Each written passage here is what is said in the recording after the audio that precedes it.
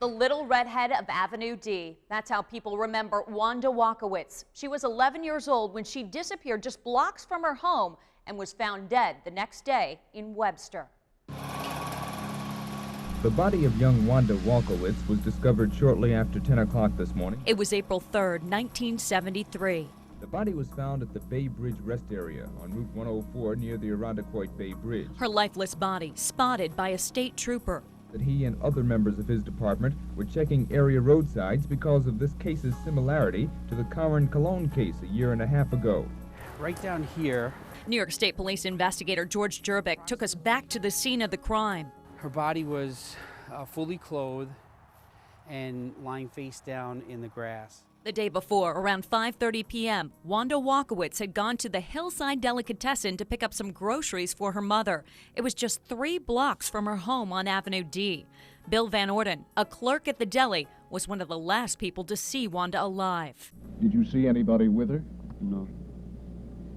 No, she came in by herself and she left by herself. Witnesses reported seeing Wanda on her way home outside what was then school number 8 on Conkey Avenue. She was struggling with the grocery bags. They also said they saw a large brown car driving slowly down the street towards Wanda. When the witnesses had looked back again, Wanda was gone, and so was the vehicle. News 10 NBC interviewed Wanda's teacher at the time. I don't think she was the kind of girl to get into the car with a stranger. I think she was much too bright for this. Wanda was described as being street smart. It was probably somebody that she had some level of familiarity with. Whoever it was committed a brutal crime. Wanda, who was just 4 feet tall and 65 pounds, had been raped, strangled, and dumped about 7.5 miles from where she was abducted. We have evidence that supports a sexual assault occurred. So semen sample, Correct. pubic hair. Yes. State police shared these pictures with News 10 NBC. They have never been released to the public. This is what Wanda was wearing when she was abducted and killed. The coat is a multicolored coat with a pattern on it. She was wearing a blue dress. It was blue and white checkered dress.